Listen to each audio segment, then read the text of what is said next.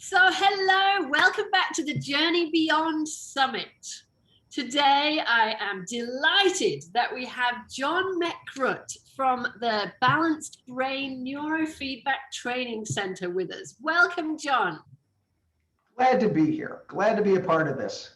It's so lovely to have you here. And I'm just going to introduce you a little bit, John, and then we'll get into our chat. Alrighty.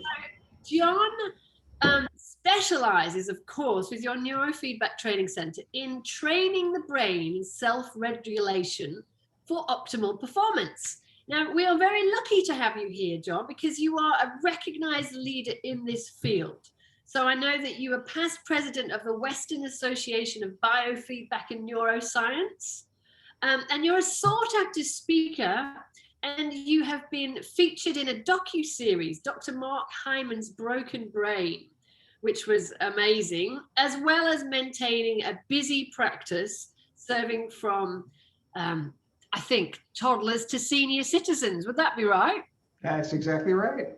So we're very lucky to have you. Thank you so much for taking the time to join us. My pleasure.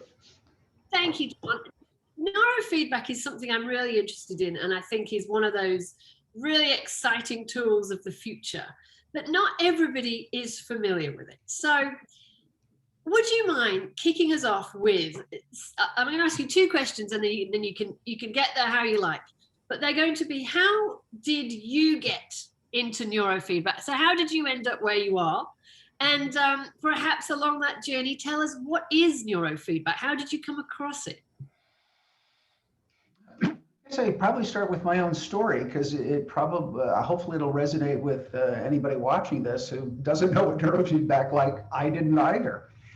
I have a daughter who was diagnosed with autism in her 8 or 9 years old, kind of a late diagnosis. And we were looking for things to help her out, and, went down the traditional medical road, talking to doctors, talking to developmental pediatricians and whatnot. And kind of fell into a psychopharmacological pathway, as is common with lots of folks who are presented with children who have some dysregulation issue in their lives. Yeah.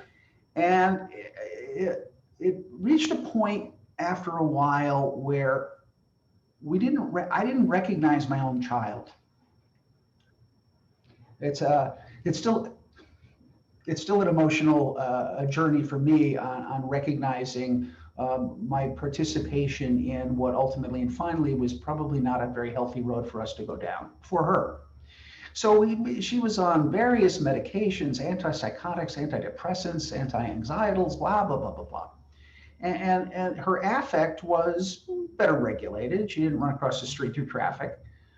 She was a danger. She could have been a danger to herself or others because her system was just not modulated.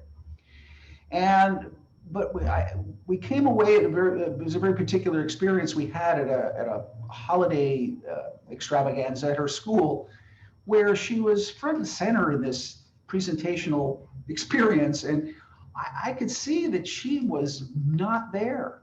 She wasn't participating. She just had relatively little awareness of what was going on around her. So the medications had a certain use, but they were so counterproductive to what I thought should be a trajectory for her, just as a human being. And I looked at my wife and I said, I can't do this anymore. And we desperately sought out other possibilities. And just serendipitously, a friend of ours said, do you know about this thing, neurofeedback? I went, never heard of it. What is it? They train your brain. Okay, what does that mean? I don't know. They put these sensors on your head and it improves function or whatever. I don't know. I'm doing it with my kid, and I'm seeing some results. I'm all in. Let's see. I don't. We'll do anything. Yeah. We did literally anything. So I ended up going to a couple of different practitioners. There are different types of neurofeedback. Your audience should know that. And experimented with what seemed to be the most effective for her. And we ended up with a particular style of neurofeedback that I gravitated to personally, because the theories behind it made so much sense to me. But more importantly, my daughter started to respond very positively to it, and therefore her behavior started to change. She started to gain self-regulation skills somehow magically. It wasn't anything my wife and I were doing. So clearly she was starting to adopt better habitry inside her own self that she could use in the world. And the change in her was so remarkable. I often say, if neurofeedback had done nothing, then get her off her medications, I would have been perfectly happy. But I mean, truthfully, it did a lot more than that. She's was even then a high functioning person. It was not that she was, she spoke and she could, do all of the normal functional things that a child was expected to do, but there was always a disconnect. It was always a half a second behind everything. And now she's fully present and fully clear, and she's, living an independent life, thank God, which is the goal of all parents at the end of the day. You don't want your kids living in your basement. So she lives in an apartment, she's got a dog, she has a job at Amazon, and I know, if I weren't here, she's going to be self-sufficient. So I was just thrilled with the outcome. And it was such an easy thing to do. Neurofeedback was so easy for her. It's not a rigorous thing that requires, vast amounts of skill or mental energy on the patient's part, on the client's part. And it was just the results of it were so profound. And I said to my wife, I'm really liking the idea of this. I'm thinking I should just change my life and go do this. So I did. I quit my old job. I was working in show business for for a couple of decades, and I left it all behind. And I went and started getting trained with first the Optimers, who were responsible for, I think, the greatest benefits that she had out of neurofeedback. And I took their trainings and bought their equipment, and I started experimenting on my friends and family, anybody who was willing to get in the chair, and realized, this is a life passion. I'm into this. It's just brain function and the interconnectedness of all of this is magical. Yeah. It's just, we think we know a lot. We know a lot, I guess, but there's a whole bunch we don't know, and it's okay.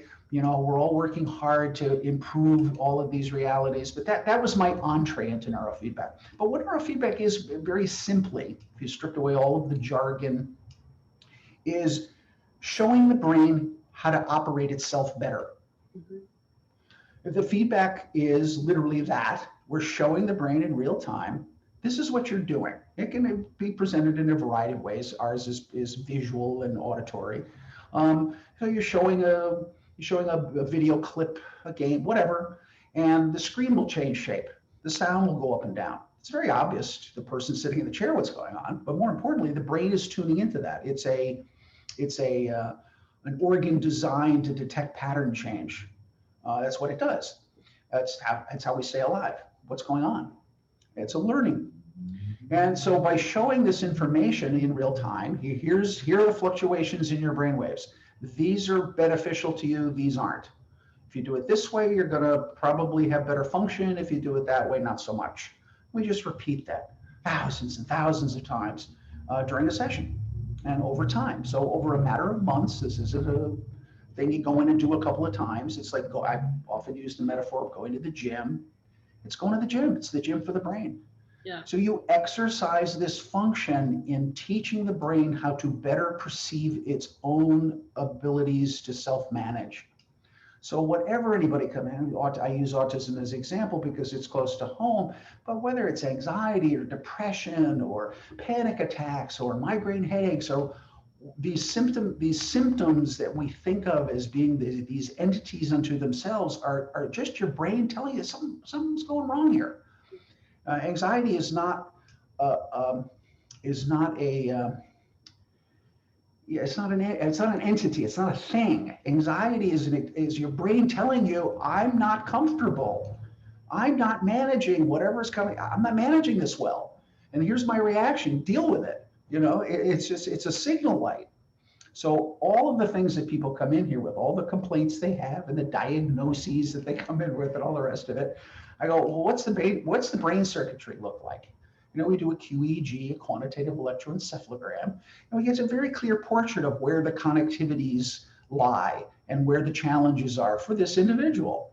And that's what we train. Let's exercise those parts. Again, like going to the gym. Let's just do the exercise. It's not difficult.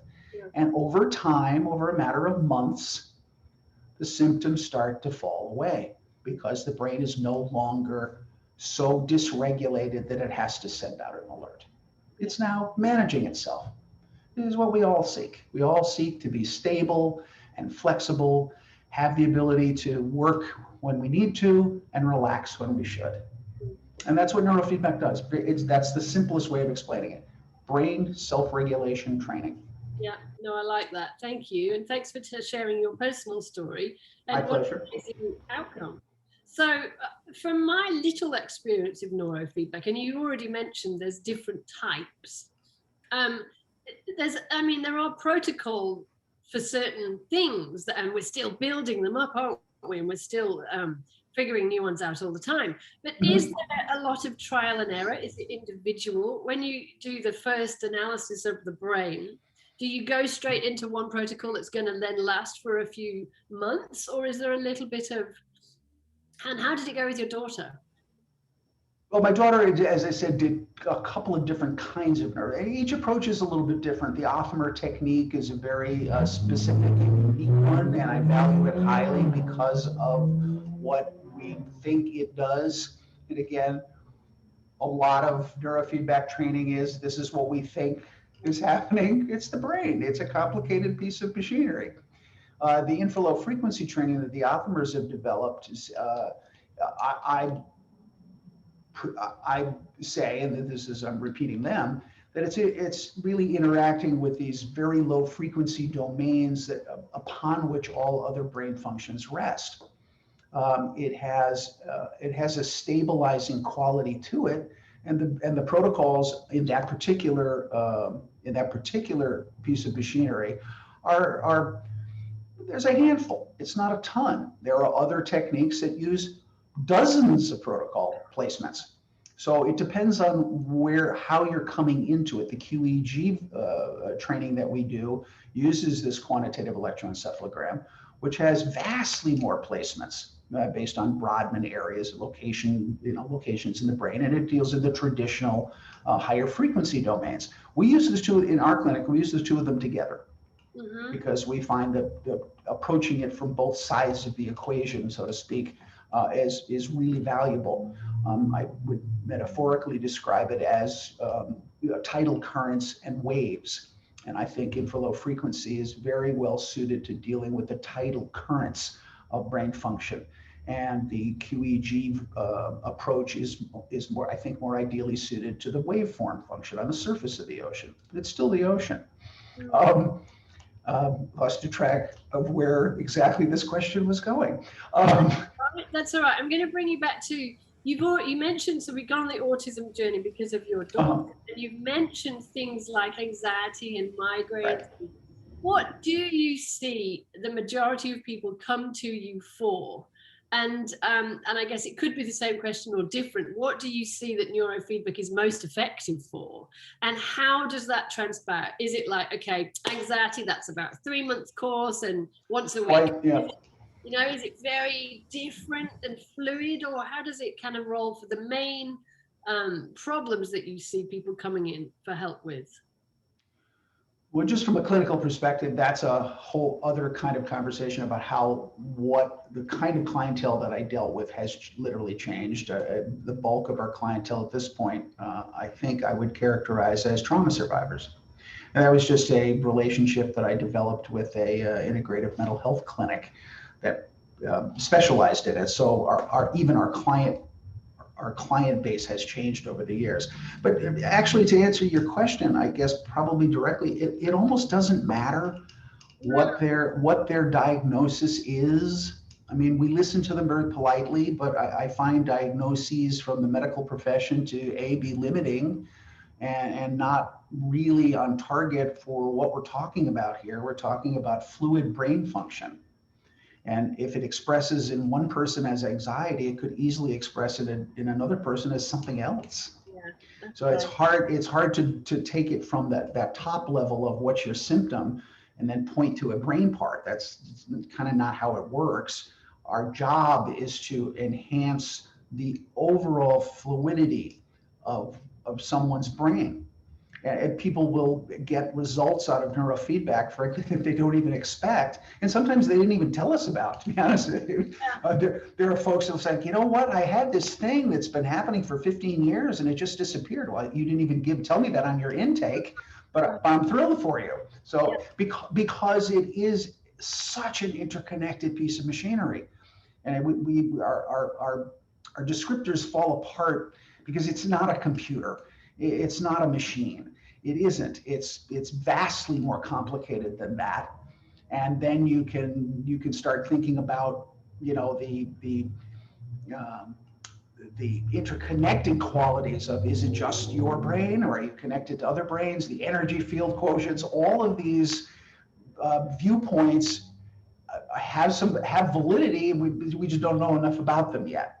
So it's incredibly complicated and complex organ that has been gifted to us. And so yes, we train very specific parts. The QEG is usually our guideline in terms of, to answer a specific question about how long is it going to take. Certainly 2 or 3 months. It's not going to be less than that. That's unlikely. You wouldn't have sought out my services to begin with. You're coming in here with some issue. 2 or 3 months, certainly. 6 months, not unheard of. Right. Years in autism spectrum, I will tell you honestly, yes, it could be. And not necessarily every week or every, twice a week for 5 years. My daughter, just to use her as an example, we've done a bunch of neurofeedback, we take a year off, then we come back and do some more. That is probably the far reach of difficulty of connectivity, is spectrum disorder. Yeah. Because it's global for most kids. Is there a lot of research, because I guess you're probably at the forefront of it, of with people on the autism spectrum and neurofeedback as a helping tool? Is there a lot of data? There's a lot. There's enough to satisfy me, probably not enough to satisfy, the American, the AMA. They have a different criteria. You start to get into research and, research design and placebo and all of those other conversations. It's not that. We're not measuring a drug here. We're measuring a behavioral change in people. I think there are a lot of studies out there on autism going back. There's a famous one from Australia, actually. A school in Australia, this is probably 40 years ago now, where they put it into a school. So it's been modestly researched. The problem with neurofeedback, to sum up the research question, is there's no money in this. There's no drug at the end of this. There's no patentable reality that somebody's going to make $1 billion on it. Who would fund such research? Unless a government is interested in doing it, it's unfortunately in short supply. Our experience with clients who come to us on the spectrum has been very positive. Their lives have improved. Can I quantify it, measure it, compare it again? No, probably not. I'm not a researcher. I'm a clinician. But you're also there to help people, and you wouldn't be where you are had you not had the experiences with your daughter. So that's a lot of quality. Absolutely right. I probably wouldn't be doing this. Yeah. Tell us about the study in the school. Are you saying they put neurofeedback in a school as an experiment? They've done it several times. As I said, there's a famous one in Australia, of all places. This is long, long ago, and I can't remember it, of course, because I need it to come up in front of me. But there was one recently done in the Boston school system for ADHD. Yeah.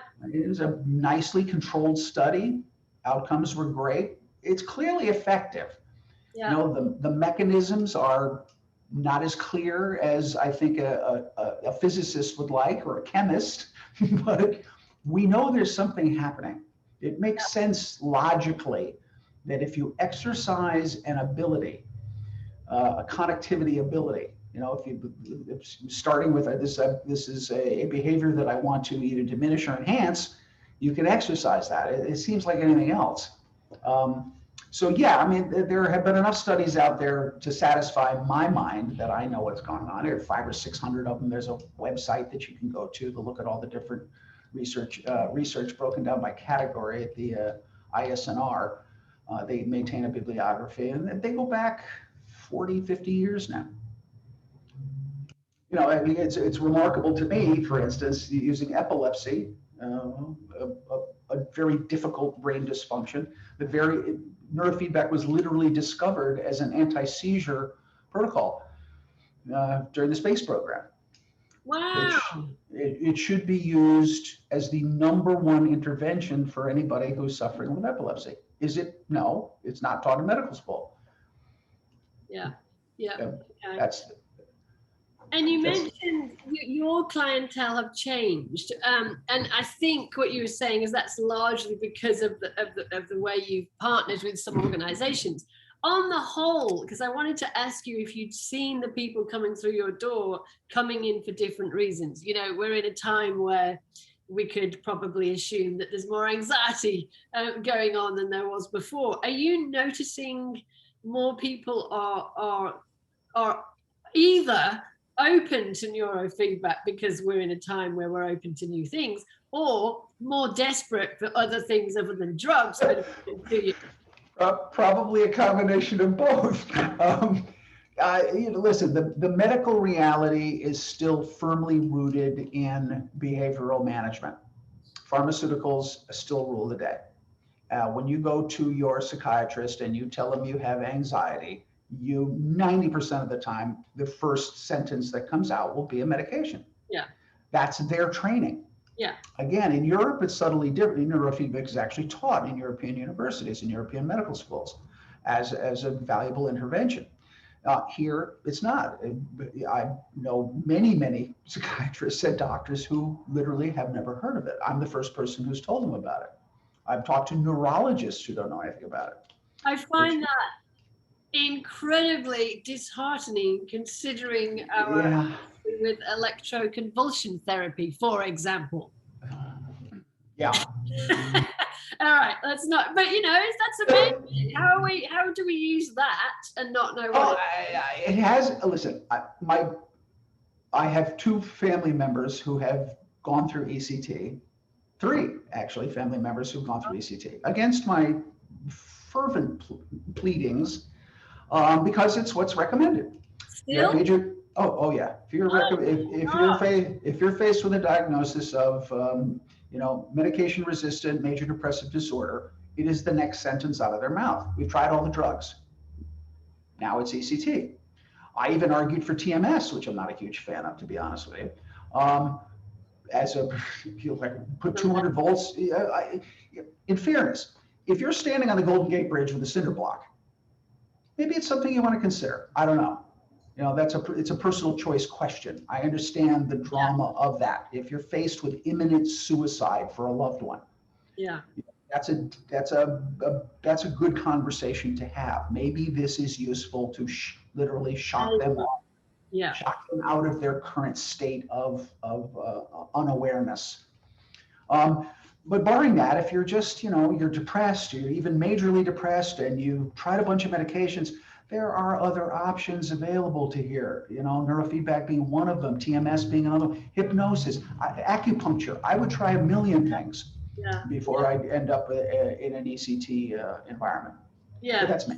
So you've just reminded me, we've had conversations before, and we've had conversations about, there isn't one treatment that works. Like, we're a holistic system, and there is no one. So it's not, and what we're saying here is drugs have their place. They're not the only answer. Why wouldn't we look at health and, diet and sleep and going on in the environment and other things? And it's the same with neurofeedback. But we had an interesting conversation about gut biome. And I know that you're quite into that field. So what's your take on the link between the gut and the brain? This is our mission over the last couple of years. Just some brief history. I mean, I came into neurofeedback, frankly, thinking it was this magic tool that was going to fix the ills of the world. Boy, did I find out that wasn't true, for a variety of reasons. And I'm not expressing any limitations to neurofeedback as an intervention, because it's quite powerful. But it needs to be done in context. We talk now here at our clinic about the 3-legged stool. It's gut biome health, gut health. Probably #1, to be honest with you. If I had a choice, I would prefer somebody spend 6 months or a year with a functional doctor cleaning up their gut. Even before I started neurofeedback, I don't always have that luxury. Yeah. The brain circuits, absolutely vital to address them. And thirdly, psychotherapy, psychospiritual process, whatever Yes. that may mean to somebody. Yeah. Therapist, a shaman, a counselor, a pastor, whatever that may mean to somebody. Somebody who understand the cognitive component of who am I in this world and why does it make a difference. You put those three things together, you're really in good shape.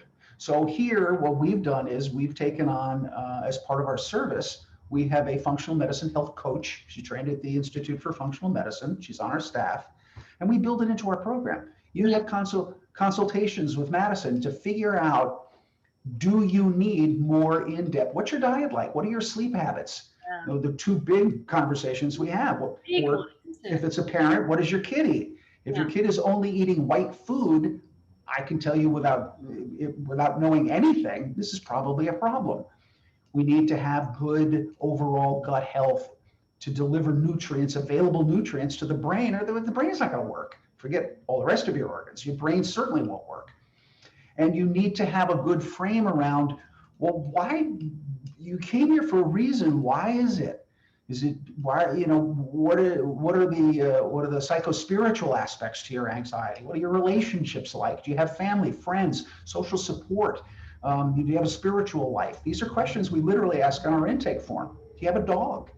I mean, we ask kind of dumb stuff in a way, but they give us some clues as to who this person really is. So we're trying to approach it from a much more holistic perspective, to really give impact. And I say it in my intake, because part of it's selfish.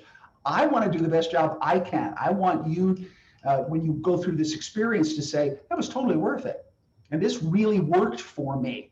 I want to give you the best chance to succeed at this. Neurofeedback is one very powerful, but one segment of improving your overall health. Yeah. And it's true across, you come at it from any perspective. Somebody can be in fabulous shape. Their diet's great. They work out, they're blah, and they're a wreck mentally. Yeah. It's okay. So you got your body part figured out. You got it's all part of the same conversation. It So is. to your point, how do you integrate all of these things so that you can have the best life you want to have? You got to address them all. Yeah. It's not like I'm going to just do this one. That's why I love what you do in your practice, because you think in that way, and you turn that into your behavior. So this is what you offer people, which I just think is brilliant. That's the way to go, isn't it? So John, Yes.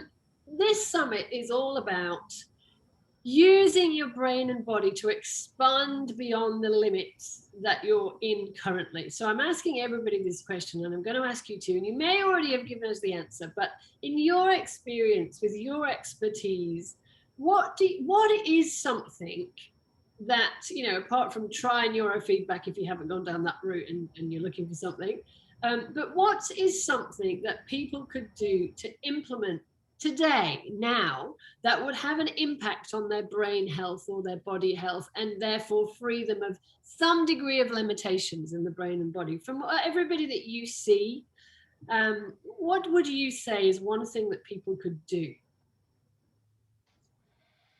I had to pick one thing, Well, right? you Yeah, can I gotcha.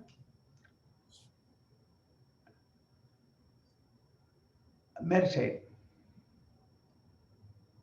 Truthfully, it's give yourself, step away from all of the busy nonsense that you think is important, because it's not. Step away from the phone, step away from the television, step away from the news, step away from all of those distractions that keep us, all of us, me included, from exploring who we actually are. Mm. Get centered in on that. Who you are right now, and I guess by extension, who you may have been in the past, and also by further extension, who you might want to be in the future.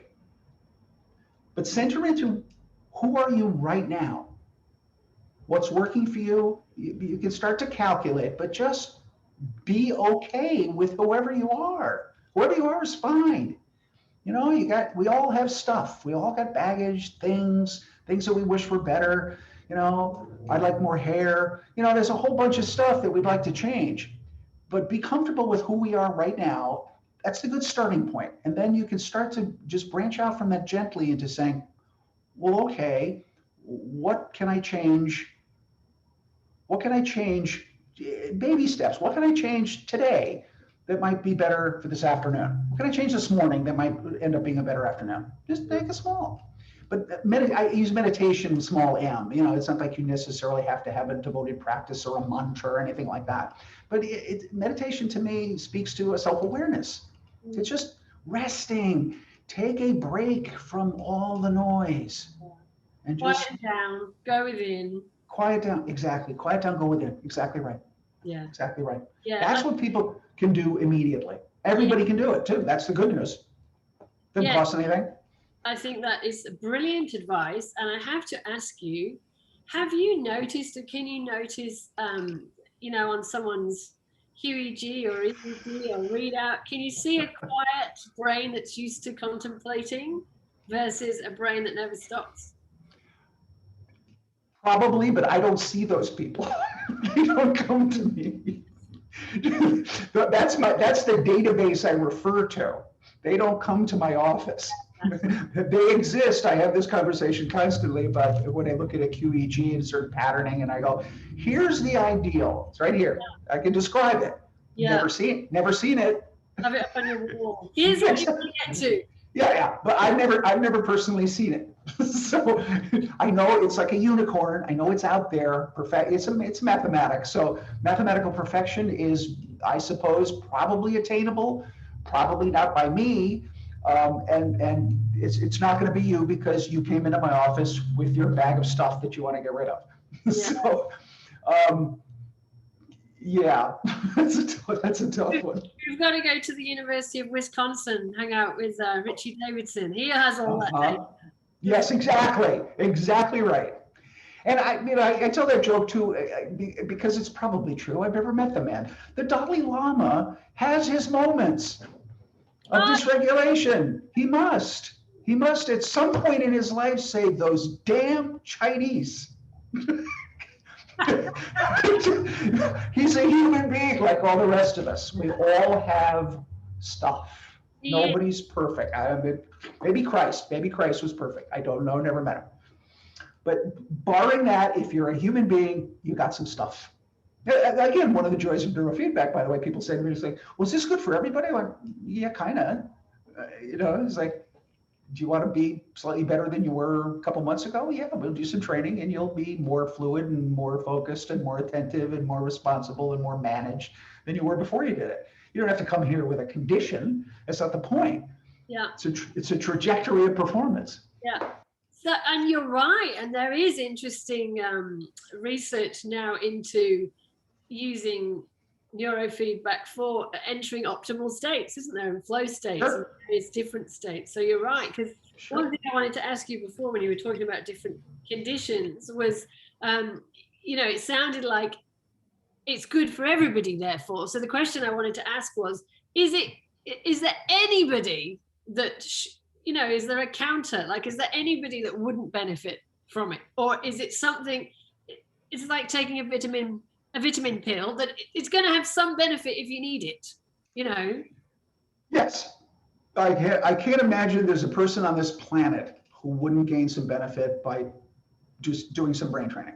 Yeah. Including the Dalai Lama, who has done neurofeedback, by the way. Yeah. which I find fascinating. But he thought, I think his quote was, it would have knocked 10 years off his early practice. It allowed him to understand what that state management actually is when you go into samadhi. Okay. Wow, I love that he's just so open to, he wants to work with brain science. Yeah. Well, we're all after the same thing. Yes. We're all on the same path. Whatever approach we're using, whether it's yoga or bodybuilding or gut health or all the rest of it, we're trying to improve people's lives so that they can be who they want to be. Yeah. I'm about to say happier, and that's not really the goal here. The goal is to be centered and productive and honest and just. And Yeah, live the life you want to live without limitation, and that's exactly what it's all about. We've exactly all right. got them, and mostly, largely, perhaps completely, we put them on ourselves. So it's how can we get out of there? So neurofeedback is one of those tools that is super useful to doing just that. So I thank you so much for your time, John, and your wisdom, Pleasure. knowledge, your experience, and I'm really interested in that. You mentioned a place where all the research papers are kind of bibliothèques. Oh, yeah. The isnr.org, I Okay, believe would be the I'm going website. to drop that on your page so Perfect. that if they're a nerd like me, they can go and look stuff up there. Yeah. There's a lot, all the research going back to the 1950s is probably resident there. It's a pretty good database. Yeah, all right. And then Thank there's you so much. Sorry to cut you off. What were you going to say? No. Thank you. It was a pleasure being here. Thank you for the invitation. And I'm glad to be a contributor because. Yeah, wonderful. Well, thank you for your time. Thank you for all you do, and have a wonderful evening. And you the same. Speak to you soon, John. Okay, bye-bye. Bye.